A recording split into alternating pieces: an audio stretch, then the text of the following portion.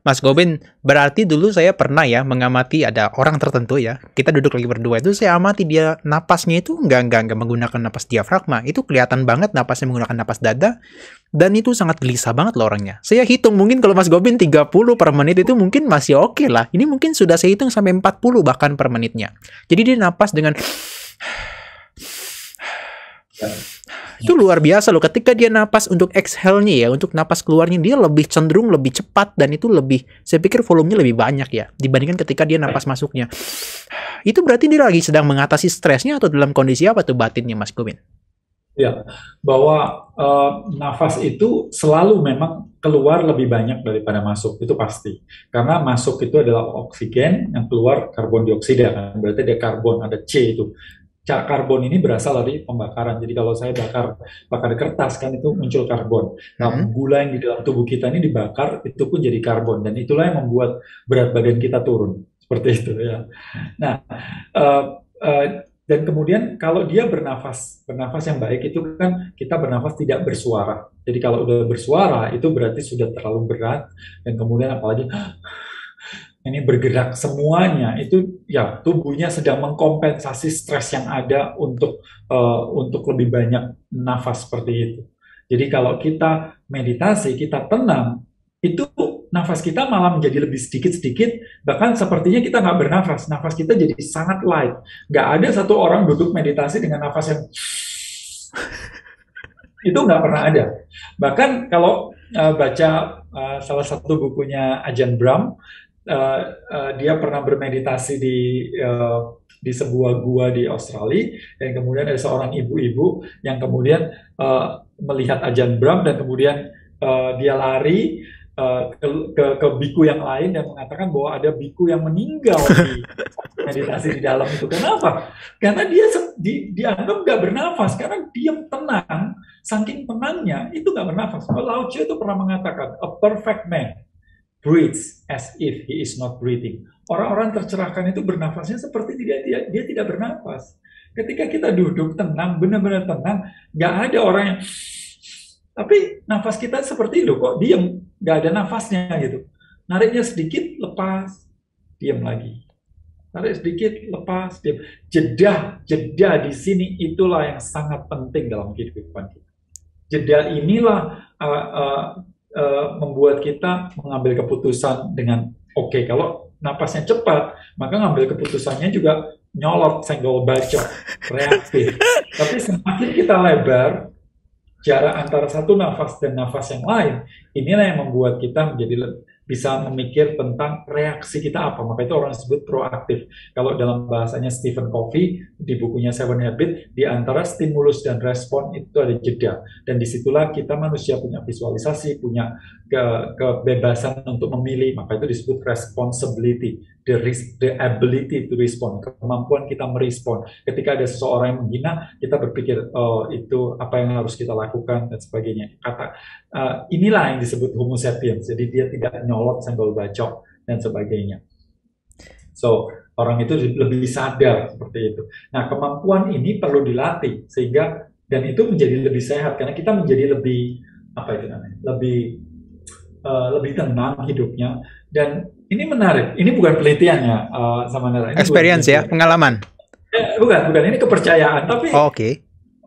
Gak kepikir sih sebelumnya bahwa gini, selama ini kita kalau kita ngomong di Indonesia ini, kalau ditanya siapa menciptakan manusia, Tuhan, seperti itu ya. Dan kemudian ditanya soal umur manusia, sebagian besar akan percaya bahwa umur itu sudah ditentukan. Ditentukan artinya bahwa selama ini kita berpikir bahwa yang menentukan atau ditentukan itu berdasarkan waktu. Jadi contohnya nanti Gobin meninggal di usia 83 tahun, 6 bulan, 7 hari, dan berapa detik gitu ya. Jadi di detik itu, apakah saya sakit atau tidak, muncullah, mau kecelakaan, mau apa, pokoknya di detik itu saya meninggal.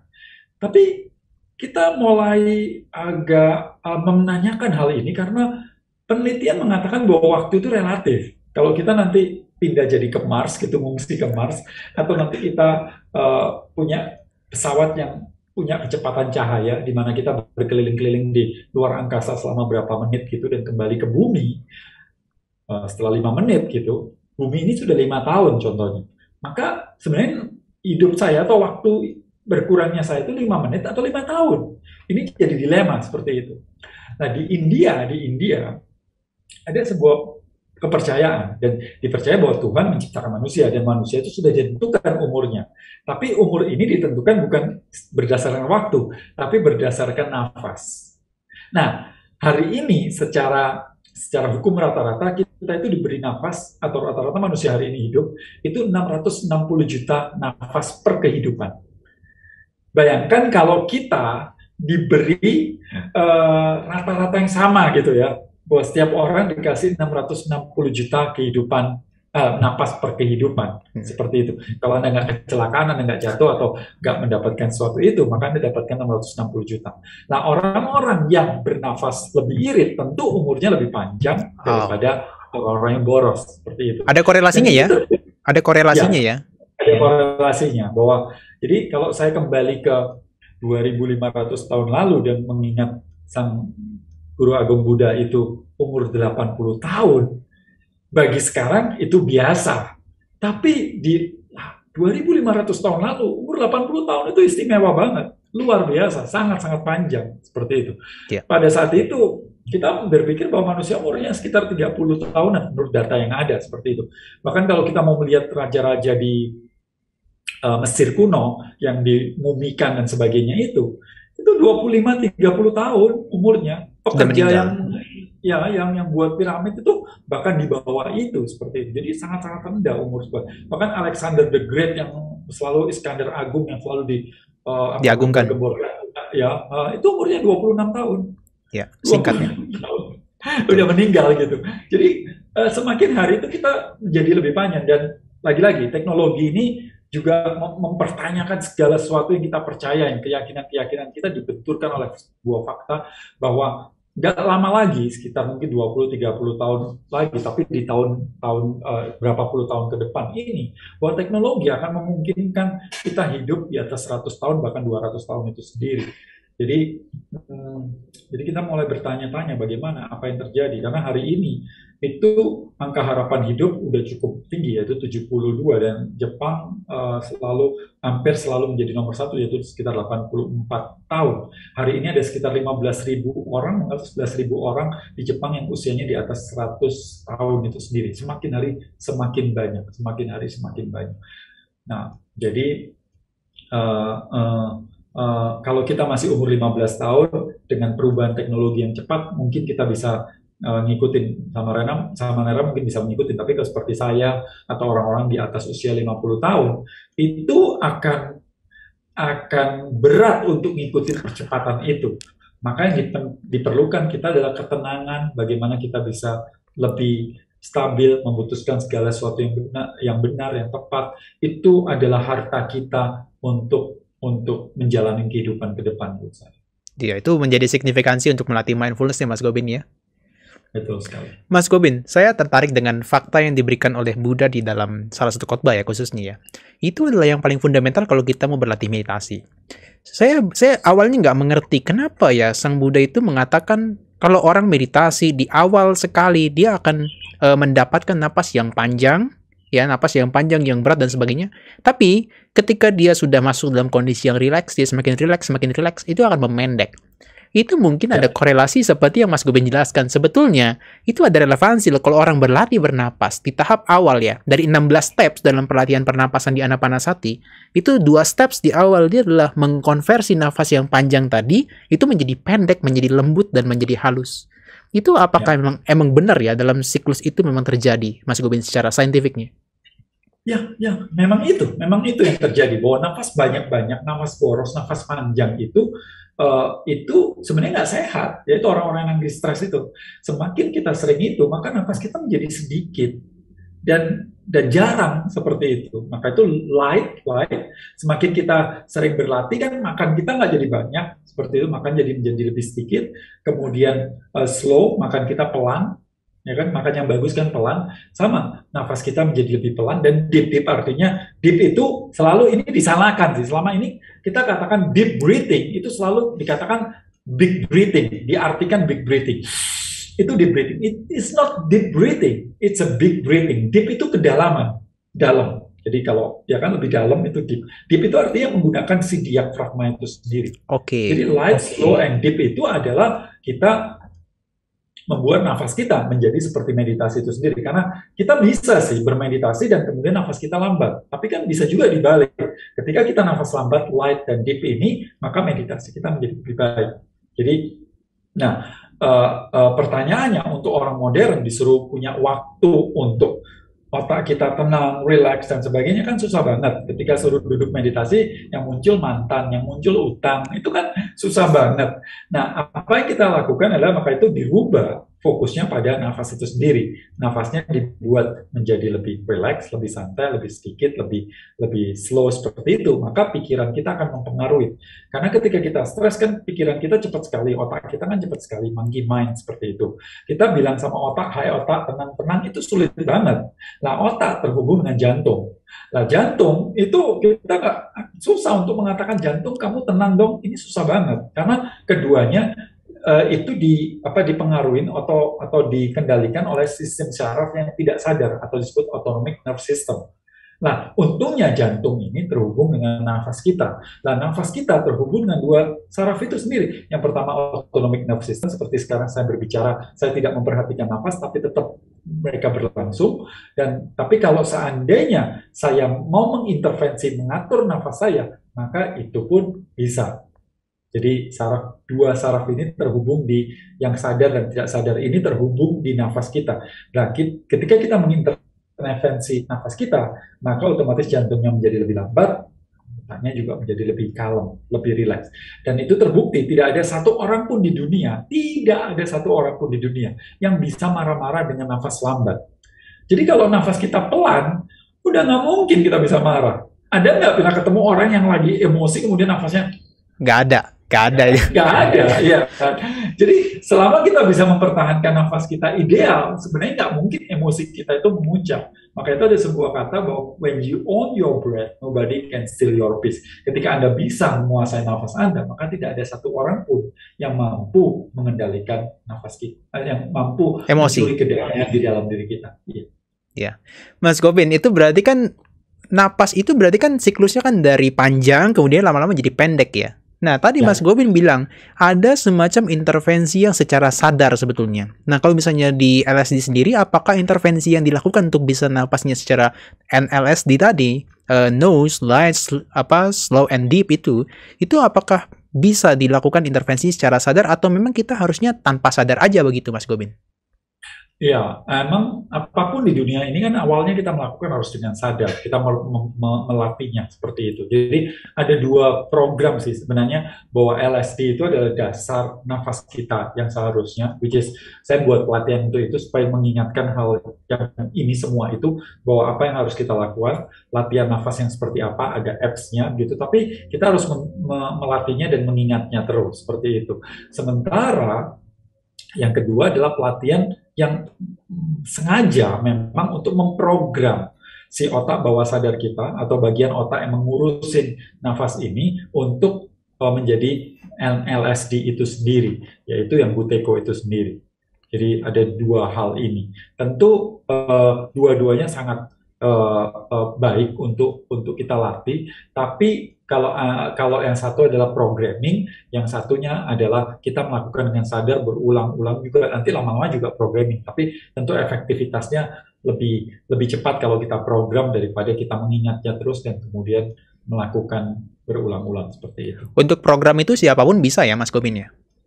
Bisa banget, setiap orang bisa, tapi ya 1 bulan pertama memang perlu untuk menyediakan waktu seperti itu. Di dunia ini kan apapun kita mau maju itu kan kita perlu dua hal. Satu adalah waktu, yang kedua adalah attention. Yeah. Waktu kecil itu saya megang gelas atau ngaduk teh itu juga sesuatu yang sulit. Saya memerlukan waktu, memberikan waktu dan attention pada hal tersebut, sehingga saya sekarang membuat itu menjadi ya sangat mudah karena kemampuannya meningkat seperti itu.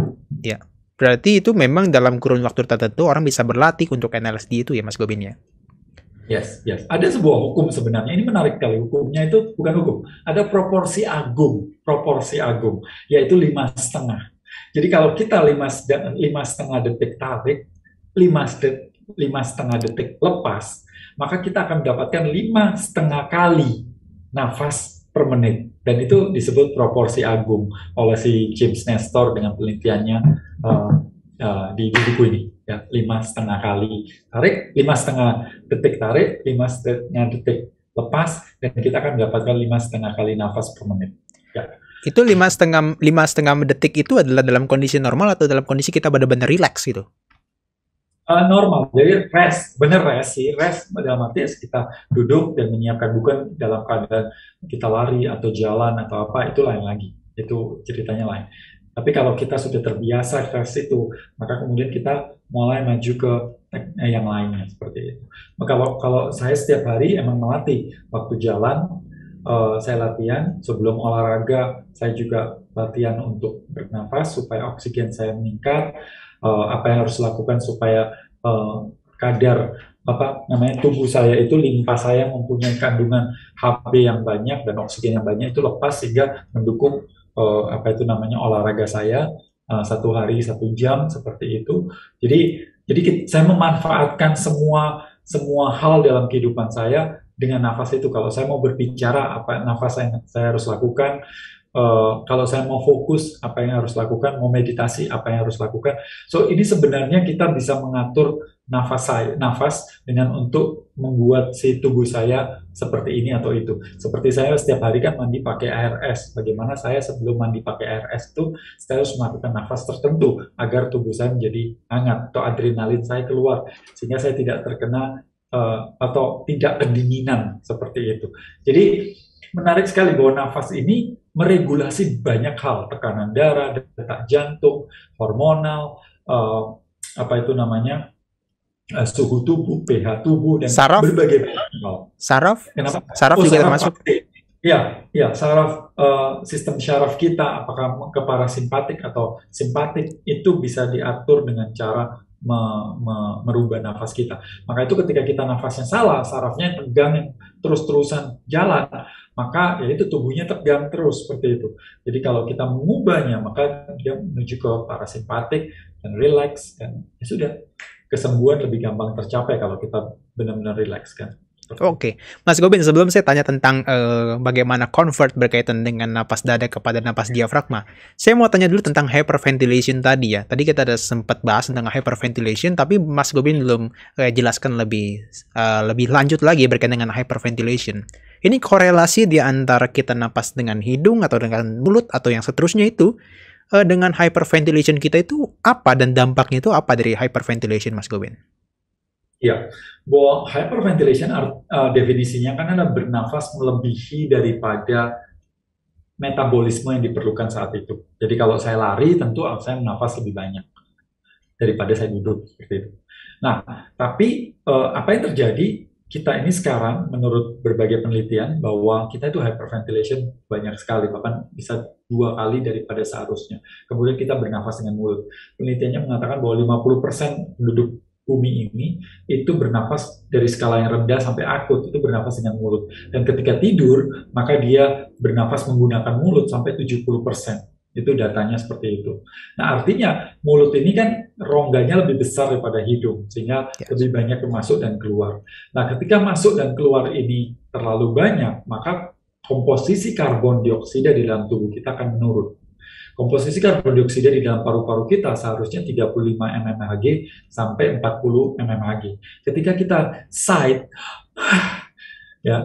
segitu, itu akan menurunkan kadar karbon dioksida lumayan gitu, dan itu akan membuat di otak kita itu turun 1 sampai 3 mmHg oksigen yang ada dalam tubuh di otak kita. Dan itu berpengaruh. 1 sigh aja udah berpengaruh.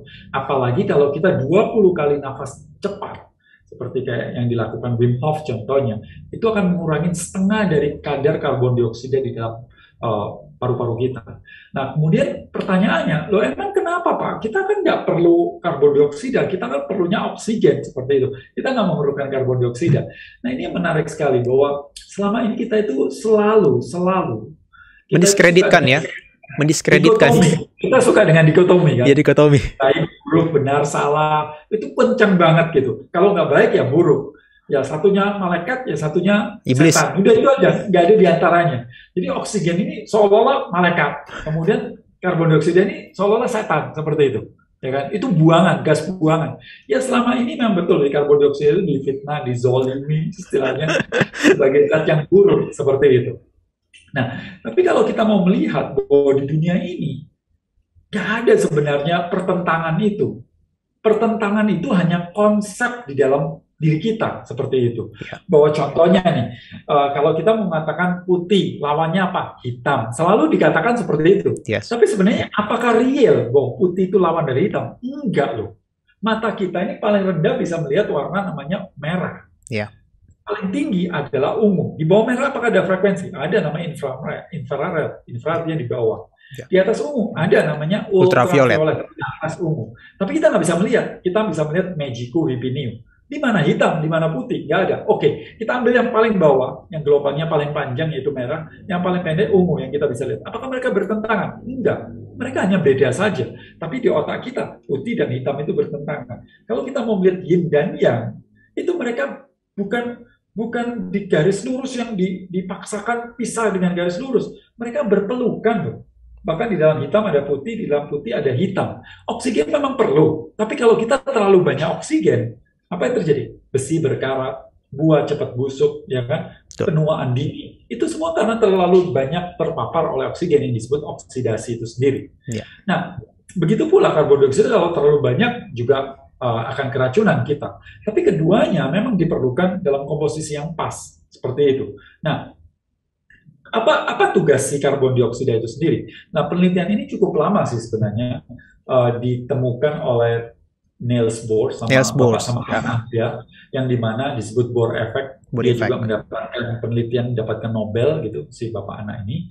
Nah, dikatakan Bohr effect. Apa Bohr effect? Itu adalah peran dari karbon dioksida untuk memisahkan Hb, hemoglobin, dan oksigen, sehingga oksigen ini masuk ke dalam sel itu sendiri. Jadi ketika singkatnya begini, bahwa ketika kita menarik nafas udara itu masuk ke dalam paru-paru kita, dan di paru-paru kita, di ujung dari paru-paru kita, di alveoli itu, si darah ini menangkap si udara itu.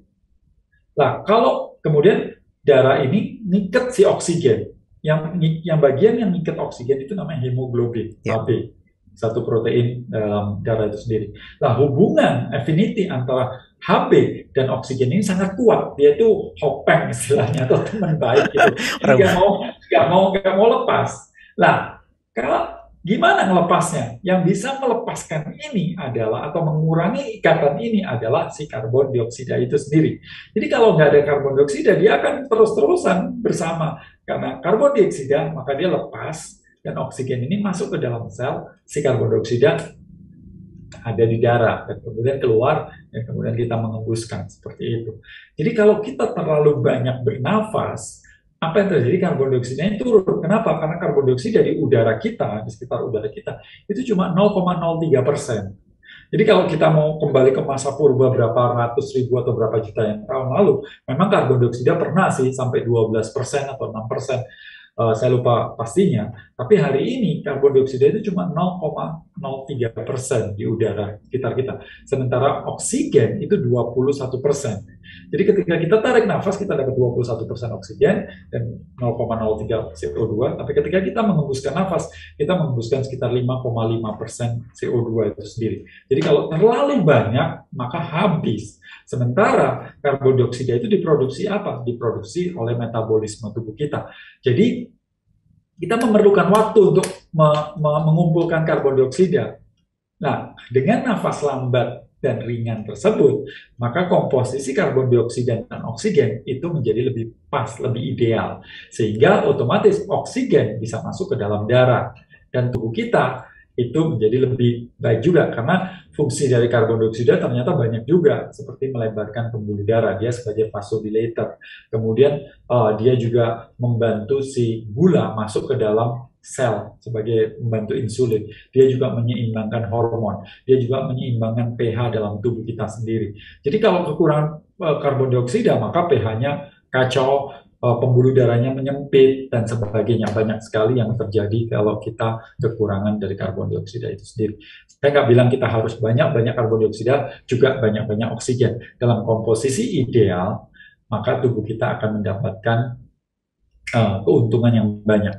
Dan kalau kondisi itu ideal, tubuh kita teroksigenisasi dengan baik, maka kita nggak perlu nafas banyak-banyak, nafas kita menjadi sedikit. Ya. Sama seperti kalau metabolisme kita baik, maka kita nggak perlu makan banyak-banyak. Orang makan banyak itu orang stres. Ya kan, kalau stres kan kita cenderung makan banyak, maka itu obesitas menjadi luar biasa hari ini. Nah sama, ketika orang stres itu nafasnya banyak-banyak. Dan ketika orang stres, dia memerlukan data yang banyak banget. Pengen berita ini, dan sebagainya. Jadi banyak itu nggak selalu baik di sini. Dan terbukti, we are what we eat. Semakin banyak data, semakin stres. Semakin banyak makan, semakin stres. Semakin banyak nafas, semakin cepat mati. Itu yang terjadi. Ya, Mas Gobin, saya pernah lihat satu eksperimen yang dia menggunakan marmut atau tikus begitu ya, Mas Gobin ya. Dan Ya. itu dia eksperimen di marmut tersebut atau tikus tersebut, itu karbon dioksidnya dia diambil sampai dia dioksidasi dengan oksigen tuh secara berlebihan. Dan Ya. itu efeknya kepada si tikus atau si marmut tersebut sampai nggak bisa jalan loh dia. Sampai seperti itu ya, untuk dieksperimenkan dengan hewan aja sampai seperti itu, apalagi kepada manusia ya sebetulnya ya. Ya, betul sekali bahwa itu terjadi sih. Tahun 1940, awal-awal penelitian itu seorang dokter yang sangat disegani, namanya Yale Anderson. Yale Anderson. Itu yang mengawalin itu, dan itu ditulis juga di buku ini. Dan memang waktu saya belajar Buteyko di awal-awal juga udah dijelaskan itu, dan dia mengatakan bahwa karbon dioksida is chief hormone. Jadi dia mengatur hormon-hormon yang ada dalam tubuh kita dengan lebih oke bila ada karbon dioksida yang cukup. Betul banget itu. Oke, Mas Gobin, saya mau tanya, ini kan 2032 ya. Pertanyaan saya adalah, gimana tuh cara konversi kita? Dari kita yang punya kecenderungan napas dengan dada, terus kita mau konversi ke napas diafragma yang sebelumnya itu sangat fundamental dalam kehidupan kita sehari-hari. Khususnya bagi orang yang punya kecenderungan dengan hustle culture, yang dimana mereka harus dengan cepat segala macam jalan, melakukan apapun dengan cepat. Bagaimana cara dia mengkonversi dari pernapasan dada yang terlalu dominan kepada napas yang diafragma itu? Oke. Saya kan beritahu gampang caranya, sangat-sangat mudah, yaitu ketika kita merasakan bahwa nafas saya kok dada ya, dan saya kepingin kembali nafas perut seperti itu. Dan apa yang harus saya lakukan? Ada sih yang menggunakan visualisasi, ada yang menggunakan sentuhan, tapi menurut saya cara yang saya akan ajarkan sebentar lagi atau bagikan sebentar lagi, itu pasti bisa seperti itu. Maksudnya tidak mungkin fail gitu kalau kita melakukan seperti apa yang saya minta, seperti itu. Caranya bagaimana? Yaitu kita bisa membuktikan dengan cara meletakkan kedua tangan kita di samping di bawah diafragma atau di bawah rusuk. Jadi sebentar, ini saya stop dulu. Oke, saya panjangkan dulu. Oke. Nah, ini kan saya letakkan di sini di diafragma, oke? Anda letakkan, tapi nggak usah berdiri, tetap duduk ya. Ini saya cuma memberitahu saja, tetap duduk, letakkan tangan di sini, dan kemudian kita duduk seperti biasa, dan kemudian condongkan tubuhnya ke depan, condong ke depan, sedikit saja, nggak usah sampai dalam, sedikit saja, dan coba tarik nafas Anda dan lepaskan, dan perhatikan perut Anda. Nah, ketika kita condong ke depan dan bernafas seperti ini, maka ketika kita tarik nafas, perut kita yang akan membesar. Ya, betul, exactly betul. Ketika kita melepas, perut kita akan mengecil. Nah, inilah pernafasan diafragma.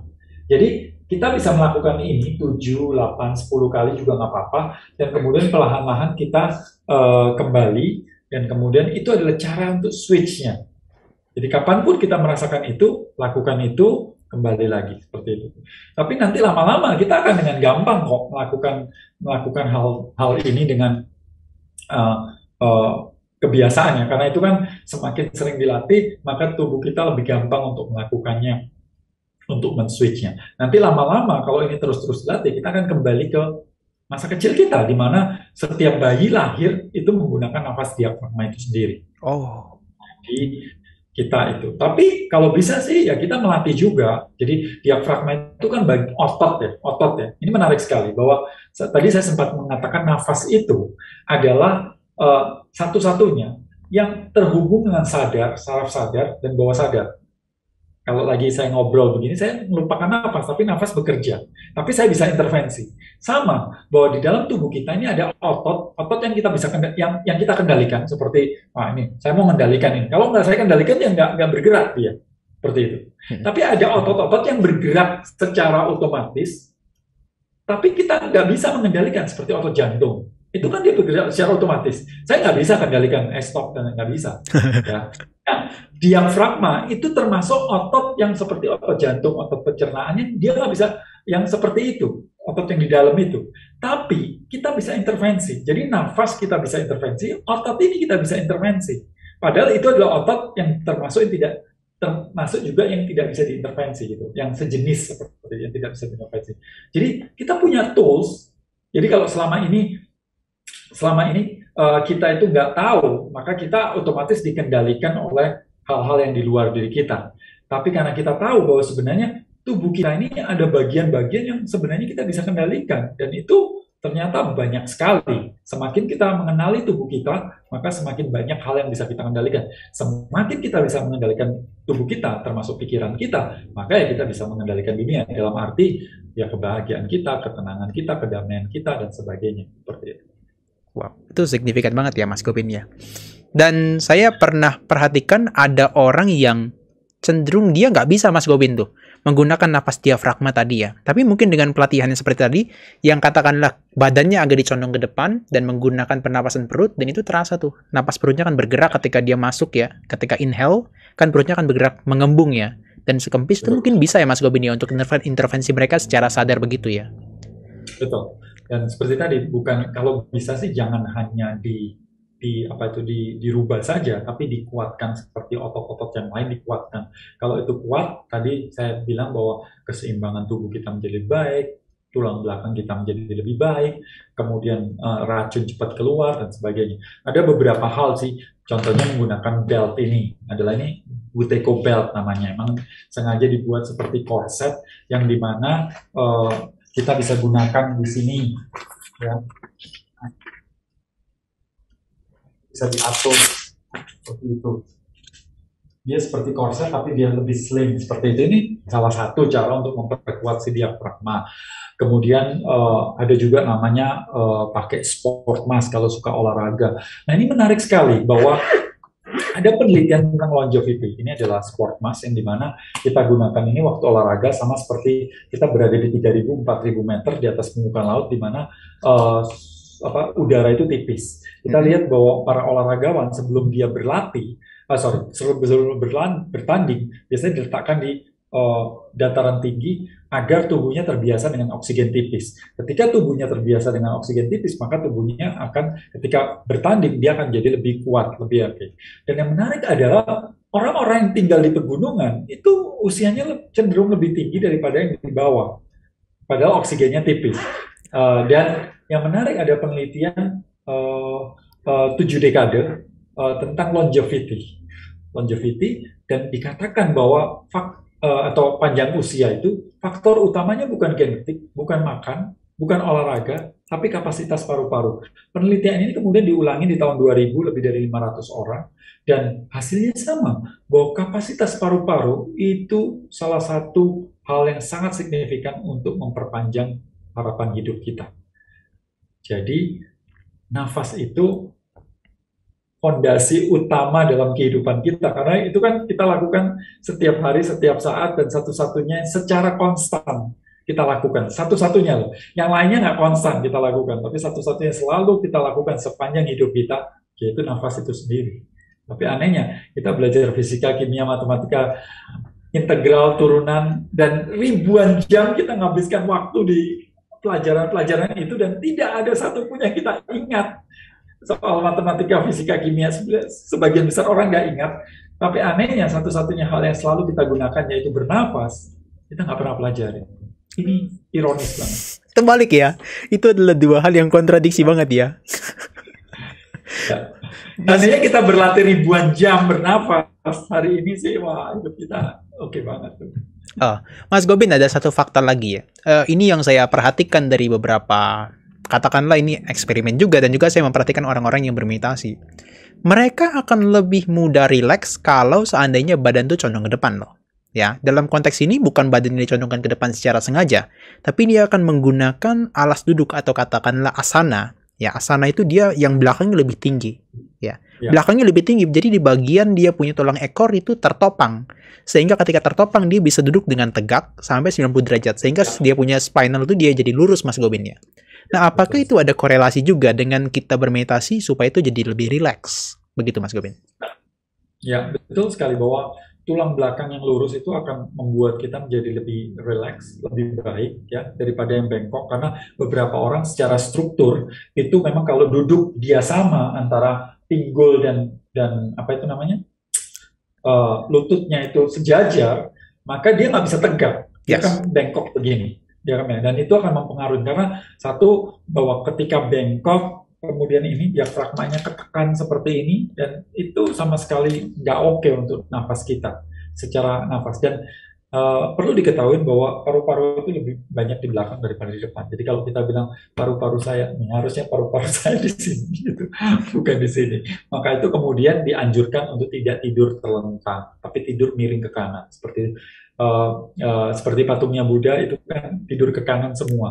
Saya mengasumsikan itu tidur di malam hari karena kalau tidur di siang hari menurut buku dari kuno di India seperti itu sebaiknya tidur ke kiri. Tapi kalau malam hari tidur ke kanan supaya lubang hidung kita ini yang kiri yang terbuka sehingga tubuhnya menjadi lebih dingin.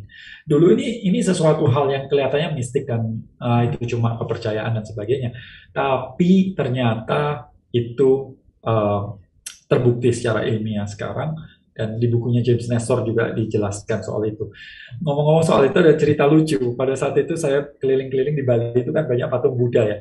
Kemudian ada seorang pematung itu menjual sebuah patung yang bagus, tapi murah banget. Saya bilang kenapa yang lain mahal, tapi ini lebih bagus, tapi kok murah? Ternyata Budanya dia salah, Budanya tidurnya miring ke kiri. Mungkin itu adalah asumsi, Mas Gobin, itu asumsi saya. Mungkin itu adalah dia menggambarkan Buddha tidur di siang hari, ya. Kan kalau tidur di siang hari, kalau kita bilang tidurnya menghadap ke kiri, itu kan adalah pengaruh kepada digestion system kita kan, sistem pencernaan kita, ya kan. Kalau ke kanan, dia akan lebih rileks. Dan faktanya, Buddha itu selalu tidur di malam hari, tidak pernah di siang hari. Jadi selalu menghadapnya ke kanan, tidak pernah ke kiri. Mungkin itu adalah patung yang paling unik di dunia ini. Dia pikir kan sama mungkin ya kanan kiri tapi malah laku kenapa ternyata dia baru sadar mungkin ada seseorang yang mengatakan ini salah udah nggak pernah tidur miring kiri. Itu kalau dibeli mungkin jadi penemuan yang paling aneh. Yang paling unik.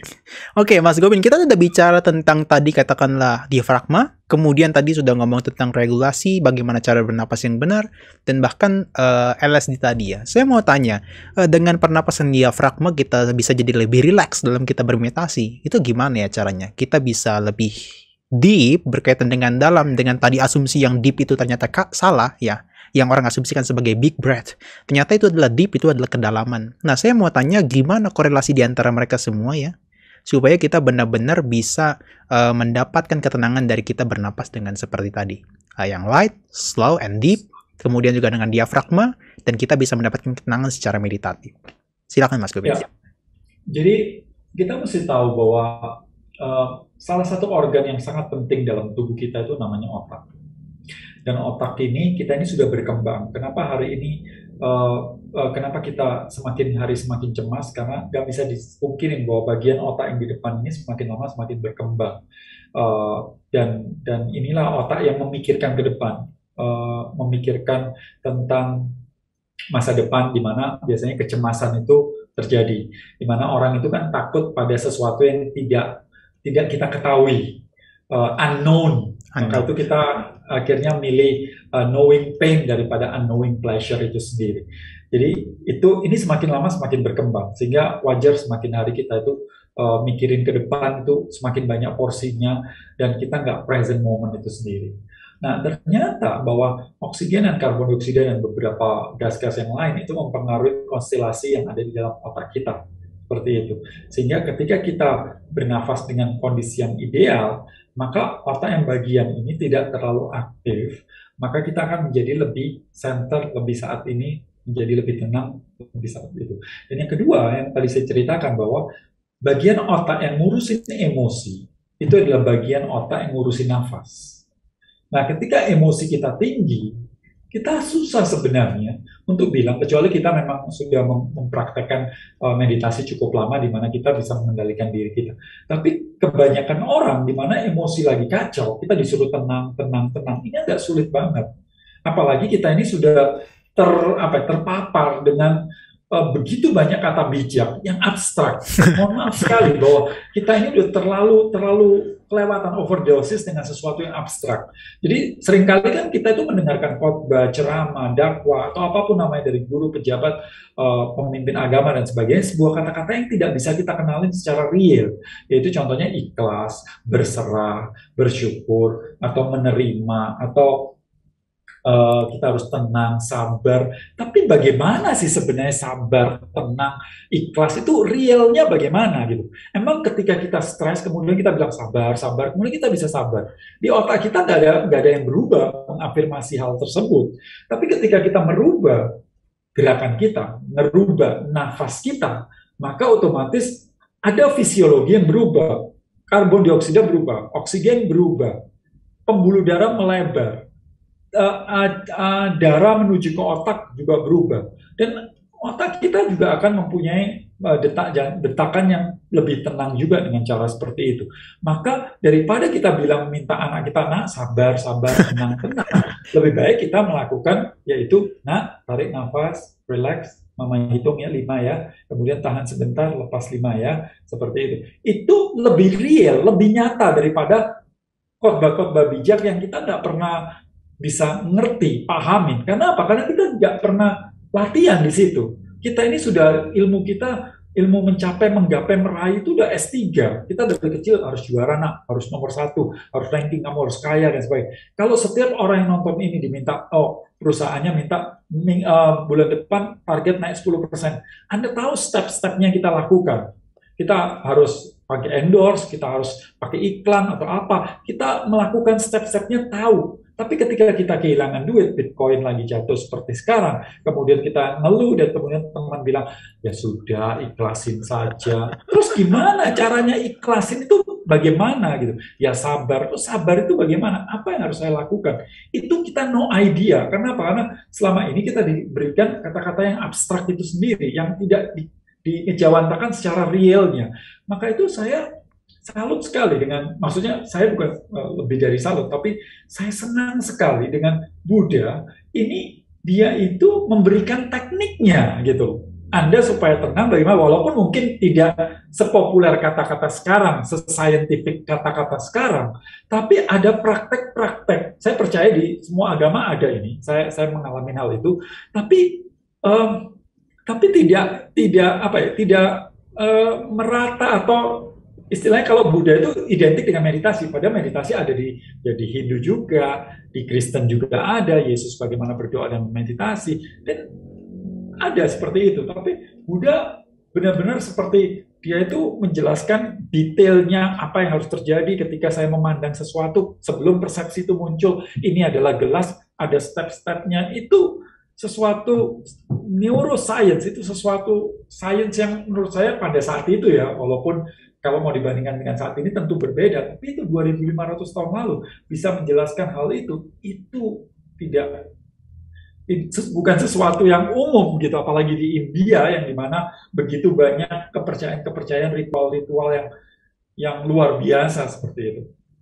Jadi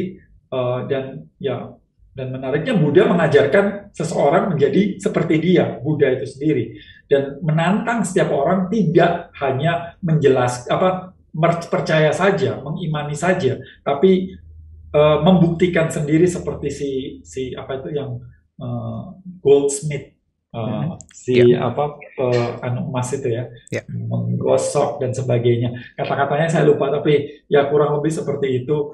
Mohon maaf tapi sebelumnya kalau saya terlalu melebar kemana-mana, tapi maksud saya mengungkapkan dengan tidak detail atau tidak tepat kata-katanya, mohon maaf, karena tidak di situ wilayah saya. Tapi apa yang saya dengar, apa yang saya tahu itu sesuatu yang luar biasa, bahwa melatih nafas di awal-awal ketika duduk meditasi, anapanasati, mengikuti atau menyadari nafas itu aja, itu saja sudah menenangkan.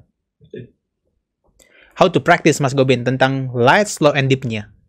Light-nya Iya, bagaimana cara mempraktekannya? Apakah ada, katakanlah step-stepnya, seperti Buddha tadi katakan kan, di awal itu akan napas akan panjang dulu, nanti lama-lama akan pendek. Kalau dari Mas Gobin sendiri untuk bisa light, slow, and deep, itu bagaimana cara praktisnya? iya. Yaitu yang pertama adalah punyai waktu, selalu punyai waktu dulu. Nah, olah nafas sama seperti kalau kita setiap hari diminta olahraga. Olahraga itu kan ya sesuatu yang wajib, sesuatu yang benar, sesuatu yang oke. Tapi kemudian olah nafas itu juga harus dimasukkan sebagai prioritas. Kalau olahraga itu masuk prioritas, maka olah nafas itu harusnya juga prioritas. Itu yang pertama. Memang harus punya waktu untuk melakukan itu, apalagi di awal-awal, karena itulah pemrograman seperti itu. Itu yang pertama. Yang kedua adalah kita melakukan latihan. Latihannya seperti apa? Yaitu kita menarik nafas dengan light. Light berarti kita jangan dipenuhin, jangan apa istilahnya? Jangan di semuanya dipenuhin gitu loh. Kalau sama seperti kita makan, belajarlah makan 60% kita penuh, ya sudah cukup. Emang ada keinginan, aduh gak puas nih kalau gak gitu. No, no, no. Nggak, ini sudah 60%. Itu disiplin di sana. Kemudian slow, berarti kita makannya yang pelan. Nafasnya yang pelanin. 5 detik. Mungkin kalau pertama susah ya 3 detik, tarik, 3 detik lepas. Kemudian naik ke 4 detik, 4 detik, atau 4 hitungan, 4 hitungan. Kemudian ke 5 dan 5. Rata-ratanya 5 itu bagus banget. Kalau kita bisa 5 detik tarik, 5 detik lepas, maka itu akan mendapatkan 6 kali nafas per menit, which is super excellent, seperti itu. Dan kemudian yang ketiga adalah kita fokus pada nafas diafragma, seperti dari saya katakan. Namun, selalu ingat, semua itu landasannya yaitu nafas hidup dengan lidah meletakkan di atas itu sendiri. Jadi NLSD itu didapatkan. Nah, sekarang berapa kali? Ya tergantung. Semakin Anda sering mencoba berlatih, maka otomatis ini akan menjadi lebih gampang untuk masuk ke dalam program. Dan itu 3 sampai 5 kali sehari boleh dilakukan sekitar 10 sampai 15 menit, dan kemudian jangan lakukan setelah makan, tapi tunggu sekitar 2 jam setelah makan. Kalau sebelum makan malah boleh, itu bagus. Dia akan membuat makan kita menjadi lebih sedikit, lebih tenang. Sebelum makan kita lakukan latihan nafas itu sendiri. Jadi itu adalah latihan-latihan yang kita bisa lakukan. Nah, tentu itu yang paling aman. Terus apakah latihan-latihan yang lain bisa mendukung? Banyak teknik latihan. Cuma latihan nafas itu kalau yang advance memang harus ada instruktur atau yang dampingin. Karena saya sendiri waktu pertama kali belajar nafas yang cukup advance seperti itu, seperti Wim Hof atau Buteyko, dan melakukannya hanya belajar lihat dari YouTube, saya sendiri 2 kali pingsan gara-gara nafas. Serius. Kalau saya salah makan itu masih oke, atau nggak makan. Rekor dunia orang nggak makan itu 382 hari. Rekor Wow. dunia. Ya.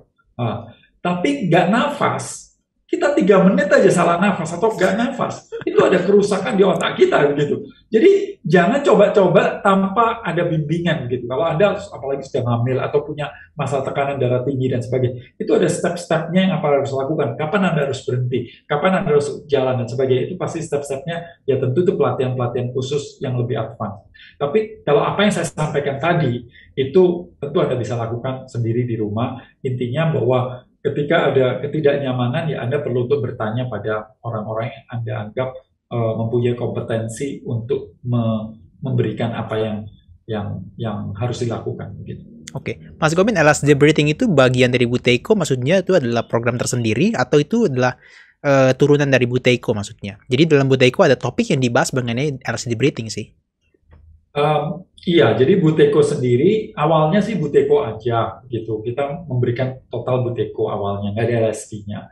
Tapi kemudian kami kan belajar terus. Akhirnya kita tahu bahwa kita seharusnya bernafas itu seperti ini loh, LSD itu sendiri. Nah, kita ajarkan juga di waktu latihan Buteyko, sehingga tujuan kita udah tahu nih. Nanti kamu kalau belajar Buteyko, Anda akan mendapatkan nafas LSD itu sendiri. Nah, kemudian banyak sekali orang-orang yang kemudian bertanya, Pak Gobin, saya ingin ikut pelatihan, tapi saya nggak sanggup untuk belajar apa itu namanya nafas buteko karena mungkin biaya, waktu dan sebagainya seperti itu. Dan kemudian padahal semua teknik itu sudah kami berikan di IG lah, di mana-mana dan sebagainya. Tapi banyak juga yang bertanya kapan sih pelatihan nafas yang lain selain buteko gitu. Ya akhirnya kami membuat nafas LSD itu sendiri, which is apa yang saya sampaikan, apa yang dijual itu juga yang sekarang ini disampaikan. Sebenarnya kalau Anda udah melihat ini nggak usah perlu ikut LSD lagi seperti itu. Tapi lagi-lagi orang itu terkadang Manja. nggak serang kalau seandainya nggak ikut pelatihannya, nggak bayar gitu ya. Kapan-kapan selama ini mungkin orang berpikir bahwa uang itu adalah sesuatu yang buruk, tapi ternyata uang itu adalah tools yang ngajar juga semangat, yang diajar juga semangat. Jadi dua-duanya mendapatkan keuntungan. Jadi saya pikir ya nggak ada salahnya saja bila Anda merasa kepingin ikut juga, di mana Anda bisa langsung tanya jawab dengan saya atau dengan institusi yang lain dan seperti itu. Kalau Buteko kan keuntungannya ada grupnya, ada aplikasinya, grafiknya bisa dilihat, ada setiap bulan kita ketemu, setiap ada pemantapan dan ada banyak sekali bonus-bonus yang diberikan selain juga pelatihan itu sendiri. Nah maka itu kalau dibilang sih ini investasi yang paling murah. Karena apa? Karena belajarnya sekali dipakai seumur hidup sampai nanti kita mati nggak dipakai, selalu dipakai yaitu nafas itu sendiri. Oke, program LSD Breathing itu makan waktu berapa kali pertemuan, Mas Gobin? Hanya sekali pertemuan 2 sampai 3 jam seperti itu. Hanya sekali. Kalau Buteko juga 1 kali pertemuan intinya, tapi setiap bulan kita akan ada gathering di mana Anda bisa tanya jawab, ada program pemantapan dan selalu bisa bertanya semuanya sepanjang kami hidup karena di grup WhatsApp itu ada ya bisa bertanya-tanya terus di situ. Tapi kalau LSD enggak, memang sekali aja belajarnya seperti itu. Oke. Mas Gobin, thank you untuk pembicaraan kita mengenai LSD breathing. Saya pikir sudah banyak yang kita bahas ya. Terkait dengan pernapasan dari dada ke diafragma juga kita sudah bahas. Oke, Mas Gobin, thank you. Ini sudah di penghujung acara. Saya pikir terima kasih banyak sekali Mas Gobin mau selalu diundang kepada apa ya, katakanlah Taste of Truth ini. Aduh, benar-benar deh mendapatkan satu keberuntungan ya. Banyak pembicara yang mau bergabung bersama kita untuk bersharing atas pengalaman dan juga ilmu pengetahuan yang begitu banyak. Kalau tadi saya mendengarkan Mas Gobin, semua isinya tentang riset. Wah, itu kalau saya baca sendiri mungkin nggak terlalu mampu saya ya untuk baca sedemikian banyak. Tapi Mas Gobin, thank you. Malam ini sudah banyak banget nih berkaitan dengan insight yang baru dari Mas Gobin. Terima kasih sekali. Saya senang sekali untuk berbagi di sini dan ya semoga teman-teman semua mendapatkan manfaat untuk kita menjadi lebih aware, lebih sadar dan lebih tenang batinnya atau fisiknya juga lebih sehat seperti itu. Samanera, terima kasih banyak. Saya sangat-sangat berbahagia bisa berbagi hari ini. Mas Gobin, hati-hati ya kalau ngomong di sini. Artinya, ini 200 lebih viewers kita ini mengatakan Mas Gobin senang. Artinya next time Mas Gobin mau diundang lagi dengan topik yang lain. Dengan senang hati. Namanya juga berbagi, itu tuh mungkin yang dengar nggak semuanya senang, tapi saya sendiri senang. Saya tuh semangat gitu. Setiap kali saya berbagi, ya nggak ada capeknya gitu. Bener-bener rasanya tuh happy gitu.